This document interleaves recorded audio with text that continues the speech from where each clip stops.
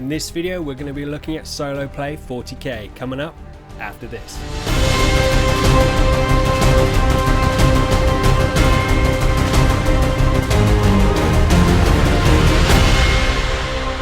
What is going on, guys and girls? Welcome back to Burnt Aquila Painting. To all you guys that are new, welcome. Grab a cold one, relax, take a pew. My name is Graham, and with a whole new edition of 40k coming out and lockdown still strongly in effect, I thought I would share with you guys how I've been keeping my dice rolling muscles warm. But before we get started, a little disclaimer: I am not the best player. I very much consider myself to be a beginner when it comes to the tabletop. I've spent probably about 90% of my time in the hobby concentrating on the painting side of things. So undoubtedly I've missed some nuanced rule, or I've forgotten how one rule affects another. So you guys and girls will have to forgive me ahead of time and point out all of my failings down in the comments below. Now that's out the way, during lockdown I wanted to get some toys on the table, as I suspect many of you guys have as well. But I had no one to play against. I want friends for Christmas. So while watching a solo playthrough of Blackstone Fortress over with Ash on Guerrilla Miniature Games, I noticed the movement and action sheets for all the enemies during the encounters. Seriously, he's got loads of different playthroughs, loads of different miniature games he plays over there. So go check them out, link in the description below. They use dice to dictate how the enemy AI interacts with the player. It looks really simple. A table of actions depending on where the AI models are on the board relative to the location of the nearest player model. And that got my little grey cells thinking, can I make a similar table and rule set for a standard game of Warhammer 40k? And so I got to work. First, I gave myself some parameters. One, my aim wasn't to rewrite 40k. I wanted the rules to be simple, so anyone who knows the basic rule sets of 40k can pick up these rules and get straight into a game. Two, they had to be usable for all skill levels of players. 3, it all had to fit on one sheet of A4 paper, including the movement table, just like it would be if it was on a Blackstone Fortress movement card. 4, the rules had to be good enough so the AI wasn't at an immediate disadvantage to the player, like if the AI were to make unrealistic actions or moves. For example, assault marines falling back from combat, or a unit moving off an objective that's needed to win a point per turn. And finally 5, it had to create the illusion that you were playing against a real opponent. Once I had a clear goal in mind, I did some digging to see if I could find any rules that people have already made that was similar to what I was looking for. And I came across a Blackstone Fortress data sheet for Harlequin someone had made and posted on Reddit. I'll put the link in the description below. And I thought this was a good jumping off point to base my rules on. What I came up with was this.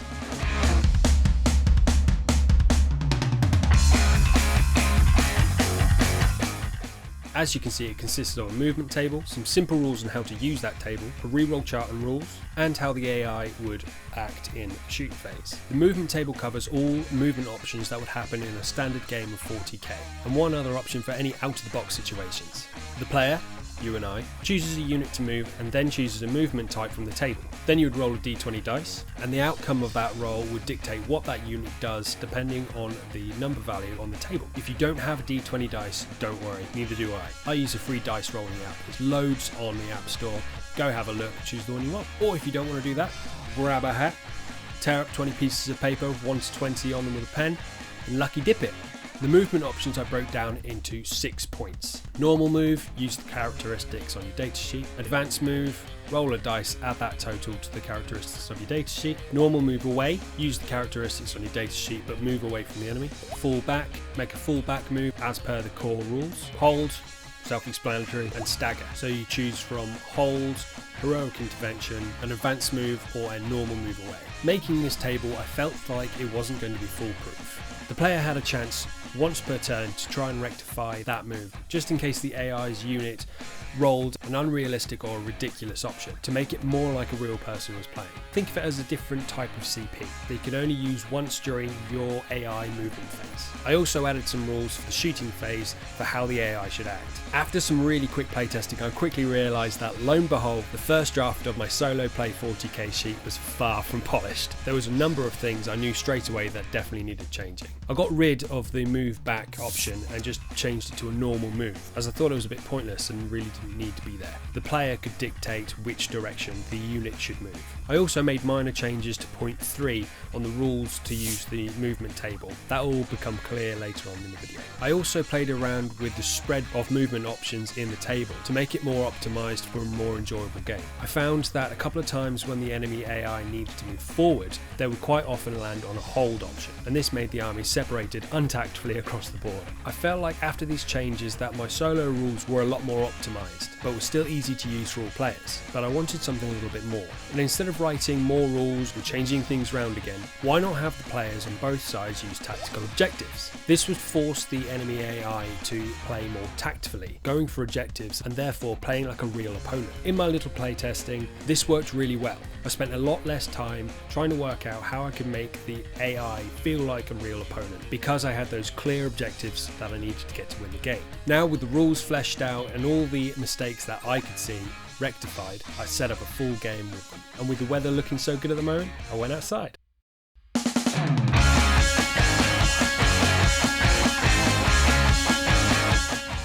There's a few things off the bat that I did to help the game. While deploying units, I recommend alternating the units and having a little timer on how long to place each unit. This is just so that we as the players don't spend more time trying to think of the best placements, giving us a subconscious advantage against the AI opponent. Remember, the point to these solo game rules is to replicate playing against a real opponent, to have fun in our hobby, and not to stroke our egos and tell ourselves how good we are at playing 40k. You know who you are. Using tactical objectives. Now I know a lot of us use them in games already and they're great, but without them in a solo game, I found that we the player tend to lean towards our own armies when controlling the opponent's moves. I know I've done that in the past, and in the end I've always won, which is boring. Using tactical objectives in this way forces us to play fair, using the AI force like we would our own, playing tactfully, thus creating a more balanced game and far more fun. In the shooting phase, I found that the rules for choosing a target by numbering the units that are in range and rolling for a target worked really well, and can also be applied in the psychic phase in the same manner. Just if your psyker is buffing a friendly troop, do exactly the same. Number the ones in range from 1 to how many, roll off to see which one it is, and if it's a double, then it buffs himself. And finally, there are certain little things I left out because I wanted to keep the rules simple, like what powers should the AI psychers use? As mentioned earlier on in the video, what direction should the AI units move in? In these cases, choose them for yourself. What would you choose to do if you were playing that army against an opponent? Use a little common sense, but most importantly, don't get hung up on making a decision. The easiest way I found is to make a decision that's tactful and logical and stick with it. In most cases, if you're not too sure, the core rules will help you in this instance. After all that, my new rule set looked like this.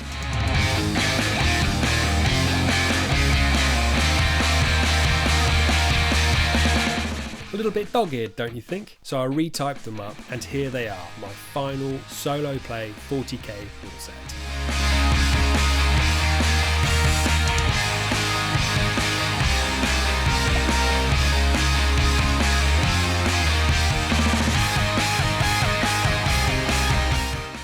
Are these solo play rules perfect? No, I can almost guarantee someone in the comments will find some big flaw with them. Fair play to you, you're a better 40k player than me. As I said in the beginning of this video, I consider myself a beginner when it comes to the tabletop. I'm bound to have made mistakes and left something out. 40k rules are vast, and with the up and coming 9th edition, they're ever growing. Have I achieved in writing a simple rule set that anyone who knows the basic rules of 40k can pick up and play a solo game which is fun? I think I have. The game I played outside in the sun was the best game of solo 40k that I've played yet. Not at one point did I get bogged down on what decision to make, or is that fair for the AI player to do that? Would I do that in my own army? I just played the rules as written and it went really smoothly. Will I work on these rules a little bit more? Of course I will. I think they need a little bit more polish and maybe expanded upon, say, 2 pages, just to cover any nuanced rules, different scenarios or encounters that may have happened that I've missed. And of course, I read all your comments. I always respond to you guys. So any advice or changes that you think that I could make to make these solo rules better, let me know in the comments and I can add them to this new edition of my solo play 40k rules. Talking of changes, I have had an idea of incorporating scatter dice into choosing what direction the enemy AI moves in, but I haven't quite figured it out how to actually incorporate that in yet. So if any ideas on that, let me know in the comments. And I want to try a survival/ambush mode where your forces are in the middle of the board and have to survive for X amount of turns against a continuous horde of enemies. Leave a comment below and that's another idea for a video in the future. In the end, I found that having a set of solo play rules helps to create a game that we can all enjoy even on our own. Now the rules you choose to use don't have to be the ones I've written. They could be someone else's or even the ones that you've written yourself, as long as we're having fun, engaging and playing the hobby that we love. But if you do want to try out my solo play 40k rules at home, I've added a link to the PDF down in the description below. It's completely free. The only thing I ask is that you let me know in the comments what changes you think you do, what works well, how I can move forward on this. Let me know in the comments of your thoughts and any changes you think that may be needed to make these rules better so everyone can enjoy a good game of solo play 40k. Well, that's all from me at Burn It Quilla Painting. I hope you've enjoyed this slightly different take on a video. Don't forget to like and subscribe for more content. Smash that bell icon so you don't miss anything Burn to Quilla. Leave a comment below letting me know what you think of the video and the solo play 40k rules that I came up with, and see you all in the next one. Peace!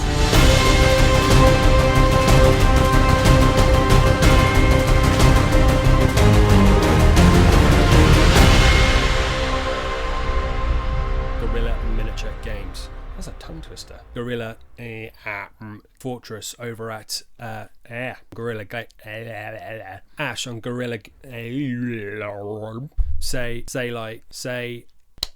and that number dictates the My name is Graham, and with